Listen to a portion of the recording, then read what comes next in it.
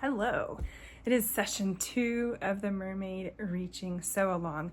I'm in a little bit different environment this evening. I'm in Cleveland for the Original Sewing and Quilt Expo. I'm teaching 3 classes tomorrow and 1 on Friday and 1 on Saturday.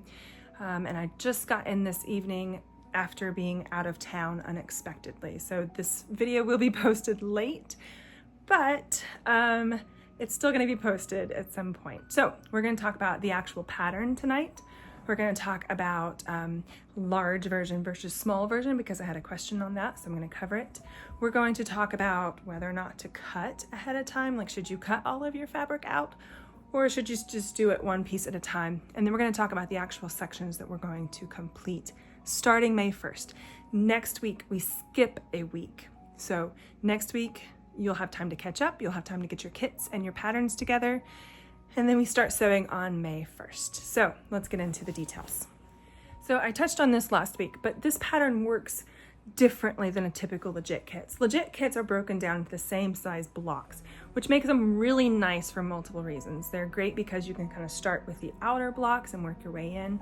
They're great because you can work on as many or as few blocks as you want and just kind of focus on one and get it done, or focus on a lot and get the whole thing done.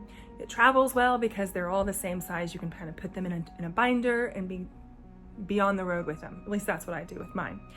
The reaching quilt works a little more like a traditional foundation paper piecing quilt in that you're working on large sections, arms, pieces of water at once. So while it is a little more awkward to deal with, it actually means you make really quick progress. So I think this quilt took me less than 20 hours even. I'll have to double check. I'll get back with you on that. But this quilt actually works up very quickly because you get to deal with the large sections as one piece. So there's benefits to both ways. And if you're used to a legit kits quilt, this is gonna work up differently. So stay with me here. And by the way, I'm in an Airbnb and there's the cutest kids upstairs. So if you hear pitter patter, that's what you're hearing. They're so sweet. So if you have your pattern printed, you either have it on newsprint or on a thicker paper, which we do actually recommend the thicker paper if you have a choice. It'll just hold up a little better. And then the patterns have codes on them. So just like legit kits and just like traditional foundation paper piecing, you're going to sew in numerical order. That's not any different. The color codes are what are a little different on this one. So with legit kits, they're coded per their Kona color. So there's a code for each Kona color. Water is WA, I don't know, black is P, it has a specific code for each color. In this case, your coding is done by gradient. So for your waters, you have 1 through however many waters you have. That's what denotes your colors on your pattern. So instead of having the color for the specific or the code for the specific color, you have a number for it. And so you do have to keep close watch on which number you're actually cutting for your pattern. So there's a couple ways to check yourself and help avoid any mistakes down the line. The first one is to make use of the labels that are included in the pattern. So in the pattern, there's a whole sheet of numbered labels. You're gonna take those and attach them to your fabric. So if you have the kit, you'll attach them to your fabric next to the legit kits label. The legit kits label can stay on there, and then you'll just put the Helen Creasy label, the And Sew I label on there as well. And that just kind of gives you double reference. The Helen Creasy labels don't have the color code, but they're larger and they're easier to spot. The legit kit labels have the color code. They also have the And Sew I code on them, but they're smaller. So by putting the larger label on there, it just really gives your eye something to see and make sure you're pulling the correct color. If you're pulling your own colors from your stash, if you have the digital pattern and you just want to use your own fabrics, totally fine. You will do the same thing. You just won't have a legit kit code, which you don't need because all you need is these numbered codes. So you will use those same labels that are provided in the pattern and put those onto your fabrics. We talked last time about how to pick fabrics, how to get your gradient correct. So you'll just take your stickers, your labels, in the pattern. I guess if you print them on sticker paper, they'd be stickable, but you'll take your labels and add them to your fabric. Those labels need to stay on the whole time. There's another page in the pattern where you can take a tiny piece of your fabric and attach it to that page. So if something happens and you lose one of your labels, you can reference the page and see this color, oh, it's W2, okay, no problem. I also use that gradient page to check as I'm sewing. We'll get into that later, but it is a really nice reference. So I do really recommend you actually taking the time to cut a little piece of each fabric and attaching it to that page in the pattern. It will come in handy for multiple reasons. So that's our color codes. We will get into these later.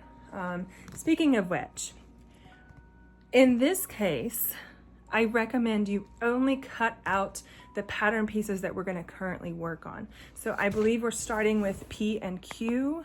Let me double check here. P and Q.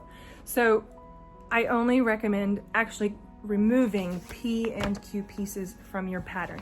Some of these are quite small, and if you cut them all out now, if you don't have the right organization process, you could lose them. That being said, if you are the kind of person who wants to get it all done, who wants to do all your cutting, by all means, do it. But make sure you have a good organization system down. Use file folders, use Ziploc bags, paper plates even, although sometimes that can be a little precarious.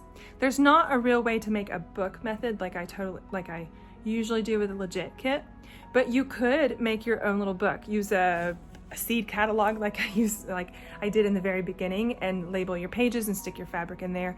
These are larger cuts of fabric, so the book method might not work so well in this case, but whatever method you use to organize, just make sure it's a good method, you're familiar with it, you're comfortable with it, and you trust it, because you really don't want to get mixed up down the line. You want to make sure that your fabrics are correct, that you're cutting, and you want to make sure that everything stays together and you don't lose a piece. So if you're not quite sure about organizing, or if you aren't really confident in foundation paper piecing, just focus on the pieces we're doing that week. So May 1st, we start sections P and Q. So you don't even have to cut them out now, we'll cut them out later.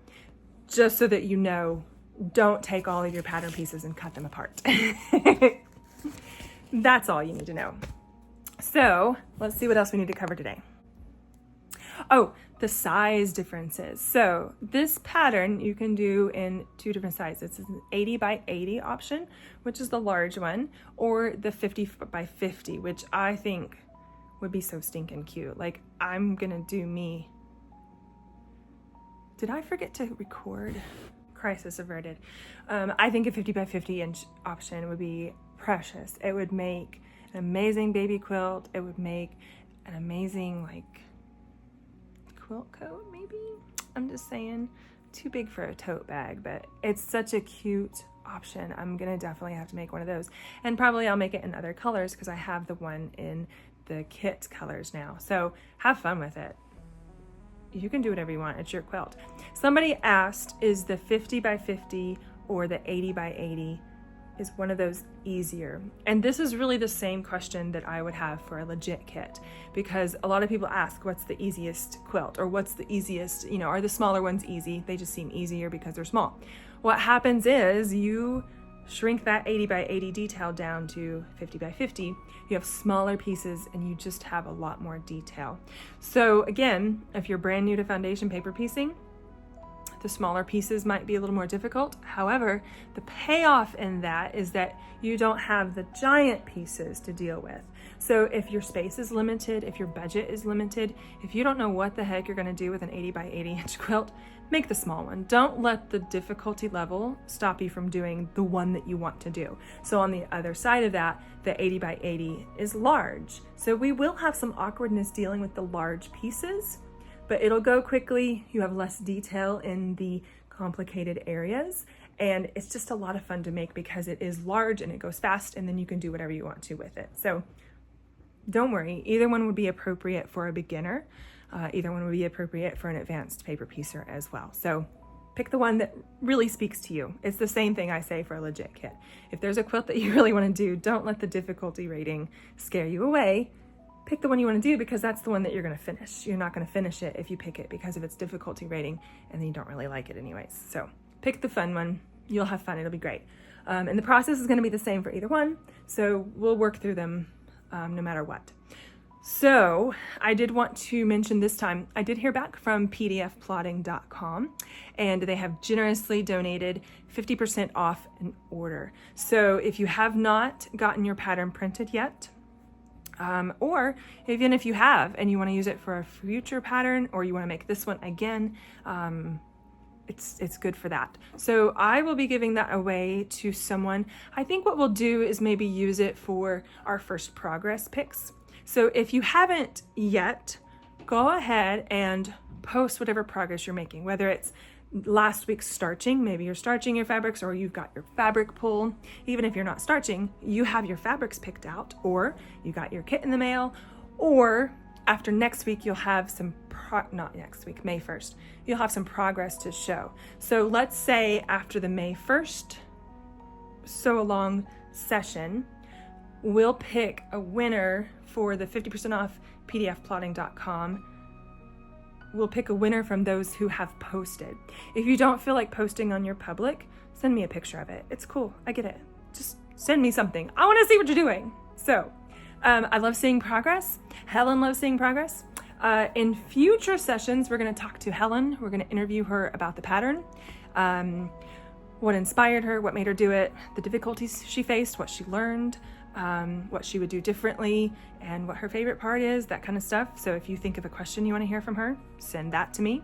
We'll also be interviewing someone who has finished the quilt and did an amazing job on details and adding embellishments in the quilting. Oh my goodness, it's amazing. You wait. And then we also have a long arm quilter who has offered a discount to everyone who finishes. So we have fun stuff. And I will see you this week in Cleveland. I'll see you next week in Oklahoma. I have a retreat out there. That's a Legit Kits retreat. That's a choose your own kit, and it's like a 4-day retreat on an 80-acre farm. So sweet. So go to Wagon Wheel Ranch Retreat for those details, or you can click on upcoming events on my website. And then I get to stay home for probably this much time, and I am... Oh, actually, that's not true. I get to stay home for the month of May. In June is my crazy month. So I'll be doing a retreat in Michigan. I'll maybe be in Las Vegas. That's not finalized. I'll be all over in June. It's going to be a crazy month, but it'll be a great one. So I will see you one of those places. And then don't forget, I have a Caribbean cruise, 10-day cruise next April of 2025. So you can still sign up for that. And that's a quilt exclusive to the cruise that we'll be working on. I will put coupon codes, links, all kinds of stuff in the comments here. If you have any questions along the way, please don't hesitate to contact me, email me, send me your carrier pigeon, whatever you got to do. We'll talk about your question. I'm here for you. That's the whole point of a sew along, right? I cannot wait to see progress. I cannot wait to start sewing. FYI, I am one of those people that need to cut out ahead of time, so mine is already cut because I have already made this once, and I figured if I'm going to make it once, I might as well make it twice. So I cut them all out at the same time. Spoiler alert. But if you don't feel like doing that, don't worry about it. Just focus on P and Q. That's what we're going to do next week. I'm going to get a good night's sleep and see you in Cleveland at the IX Center tomorrow. Good night.